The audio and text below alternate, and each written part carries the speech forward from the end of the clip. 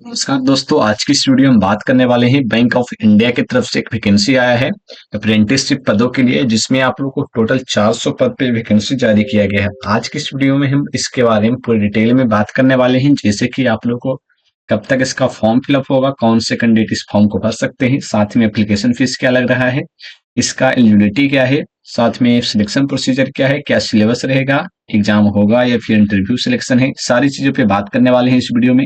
पूरा इस वीडियो को देखिएगा, जो भी कैंडिडेट इस फॉर्म को भर रहे हैं या फिर भरना चाहते हैं। सबसे पहले तो बात कर लेते हैं, इसका जो है लास्ट डेट है आप लोग का 10 जनवरी 2026 तक इस फॉर्म को अप्लाई कर पाएंगे। 25 दिसंबर से ये फॉर्म जो है अप्लाई होना स्टार्ट हो चुका है।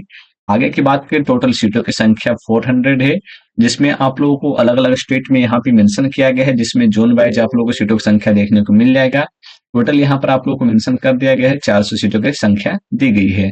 आगे बात कर लेते हैं, तो यहाँ पर आप लोग देख सकते हैं, यहाँ पर जो है कैटेगरीज वाइज भी सीटों की संख्या मेंशन किया गया है, जिससे कि आप लोग को पता चल जाएगा कि आपकी कैटेगरी में सीटों की संख्या क्या है, साथ में आप लोग किस जोन में आप लोग इस फॉर्म को भर रहे हैं उसके बारे में भी पता चल जाएगा। ठीक है, आगे बात करें तो आगे यहाँ पर दिया गया है, the number of training seats mention above provisional and may vary according to actual requirement of the bank. यानी कि यहाँ पर ये कहा जा रहा है कि ये जो 400 सीट यहाँ पे जो मेंशन किया गया है, ये प्रोविजनल नंबर है, यानी कि इसको बढ़ाया भी जा सकता है आगे।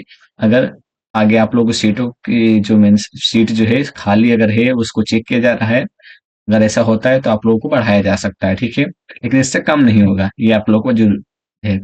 आगे बात कर लेते हैं, तो आगे यहाँ पे बताया candidate can apply engagement in one state and one zone with in the state only. ठीक है, यहाँ पर ये कहा गया है कि आप लोग एक ही स्टेट और एक ही जोन में अप्लाई कर सकते हैं, ये नहीं कि आप लोग सभी जोन में अप्लाई कर दें। ठीक है, आगे की बात कर लेते हैं, तो आगे यहाँ पे आप लोगों को मेंशन किया गया है एलिजिबिलिटी क्राइटेरिया के बारे में, जिसमें आप लोगों को बताया गया है candidate intending to apply for above training seats should ensure that they fulfill the minimum eligibility criteria specified by bank।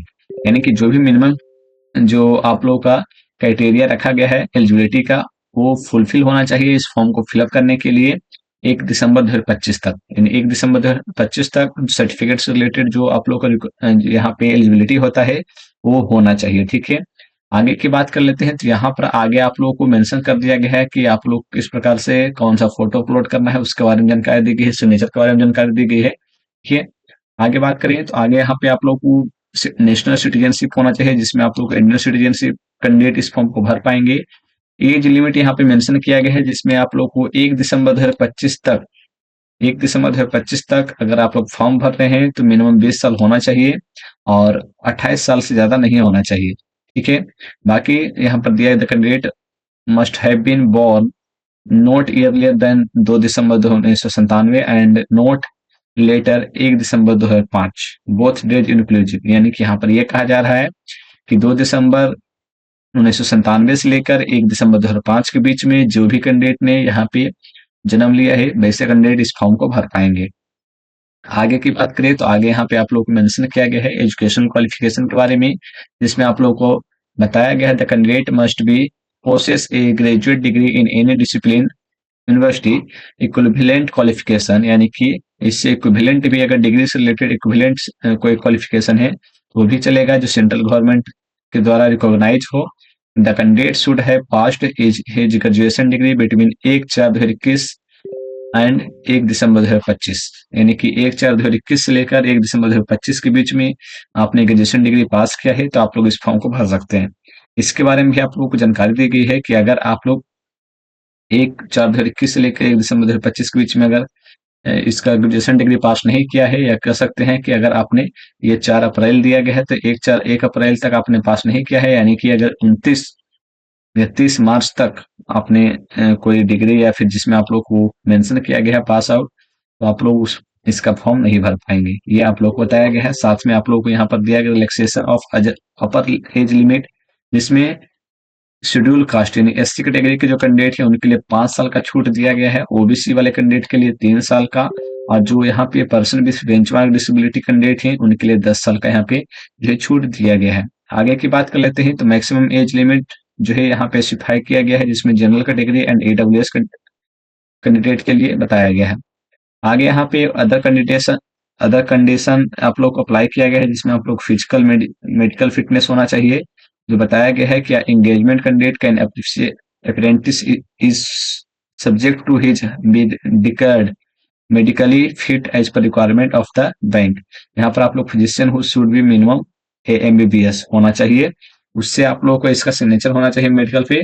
और आप लोगों को फिर बताया गया है कि इस फॉर्म को अप्लाई करने के लिए जो है एनएटीएस के जो पोर्टल है, एनएटीएस के अप्रेंटिसशिप पोर्टल है, उस पर रजिस्टर होना चाहिए, तभी आप लोग इस फॉर्म को भर पाएंगे।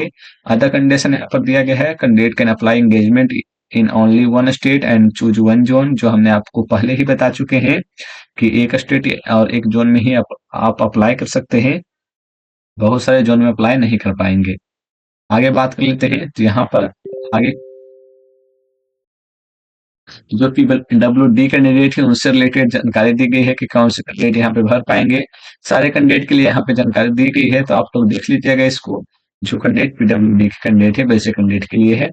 यहाँ पे जितने भी PWD कैंडिडेट एलिजिबल हैं उन सभी के लिए क्या आप लोग होना चाहिए उसके बारे में जानकारी दी गई है। अब बात करते हैं सिलेक्शन प्रोसीजर के बारे में। जो सिलेक्शन प्रोसीजर है यहाँ पे आप लोगों को बताया गया है कि selection of for engagement of apprenticeship would be based on the basis of online written test. Online written test लिया जाएगा, जिसमें आप लोग को पहला ऑनलाइन रिटन टेस्ट होगा, सेकेंड होगा टेस्ट ऑफ लोकल लैंग्वेज। ठीक है, पहला जो आप लोग होगा रिटन टेस्ट, दूसरा होगा लोकल लैंग्वेज का टेस्ट। ठीक है, पहला बात कर लेते हैं, तो यहाँ पर ऑनलाइन एग्जामिनेशन होगा, जिसमें आप लोगों का ऑनलाइन एग्जामिनेशन में 4 सब्जेक्ट पूछे जाएंगे। पहला सब्जेक्ट रहेगा जनरल फाइनेंशियल अवेयरनेस। ठीक है, इसमें आप लोगों का जीके जीएस में जो आप लोग वैसे प्रश्न आएंगे जिसमें आप लोग फाइनेंशियल से रिलेटेड रहेंगे, यानी कि आप लोग कह सकते हैं इकोनॉमिक्स से रिलेटेड प्रश्न ज्यादा आएंगे। उसके बाद फिर दूसरा सब्जेक्ट जो मेंशन किया गया है इंग्लिश लैंग्वेज, इंग्लिश लैंग्वेज रहेगा।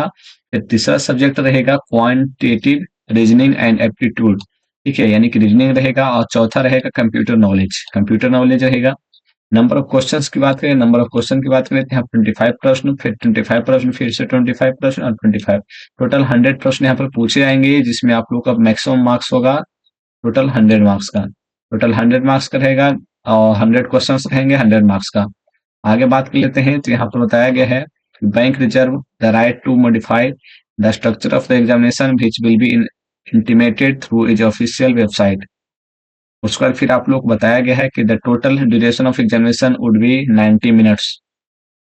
टोटल ड्यूरेशन रहेगा एग्जामिनेशन का 90 मिनट्स का। टोटल प्रश्न रहेंगे 100 मार्क्स, 100 क्वेश्चन, टोटल 90 मिनट आप लोग का समय दिया जाएगा। आगे यहाँ पर बात कर लेते हैं, तो यहाँ पर आप लोग को बताया गया the above test except the test of English language will be available bilingual, यानी कि हिंदी इंग्लिश दोनों में अवेलेबल रहेगा ये जो टेस्ट आप लोगों को बताया गया। ठीक है, वहां पर उसके बाद फिर आप लोग बताया गया है क्वालिफाइंग मार्क्स के बारे में, जिसमें आप लोग को बताया गया है कि reasoning aptitude computer knowledge will be decided by bank at sole direction. उसके बाद फिर आप लोग को नीचे दिया गया है, जिसमें आप लोग को बताया गया qualifying marks stipulated above are general EWS category candidate, SC ST OBC category, जिसमें आप लोगों का जो जनरल वाले कैंडिडेट है यहाँ पे आप लोग को जो बताया गया है कि जो भी रिलैक्सेशन जो मिलेगा 5% मार्क्स का, जो जनरल कैंडिडेट को छोड़कर, जनरल कैंडिडेट को छोड़कर सभी कैंडिडेट को 5% का रिलैक्सेशन दिया जाएगा क्वालिफाइंग मार्क्स में। ठीक है, उसके बाद जो सेकेंड पेपर आप लोगों को होगा, जिसमें आप लोग को बताया गया है test of local language.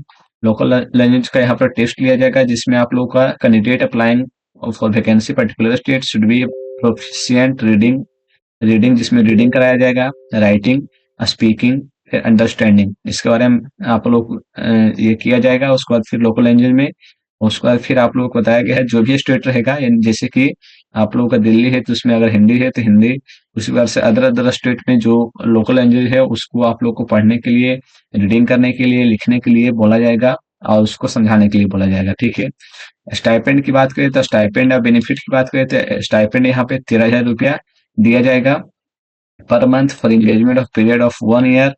Apprenticeship are not eligible for any other allowance benefits। ठीक है, यानी अदर अलाउंस आप लोगों को नहीं दिया जाएगा। 13,000 पर मंथ सिर्फ आप लोगों को स्टाइपेंड दिया जाएगा। वही बात कर लेते हैं, यहाँ पर दिया गया है कि stipend per month to be paid by the bank 8,500 रुपया और गवर्नमेंट पेड करेगा 4,500 रुपया। इन टोटल 13,000 यहाँ पे आप लोग का पेमेंट होगा, जिसमें आप लोग को डायरेक्ट बेनिफिशियरी ट्रांसफर डीबीटी के माध्यम से आप लोग के अकाउंट में आएगा। ठीक है, तो इस प्रकार से आप लोग का जो है इसमें सिलेक्शन प्रोसीजर होने वाला है। और जो आप लोग का जो पेमेंट है कितना रहेगा उसके बारे में बताया गया है।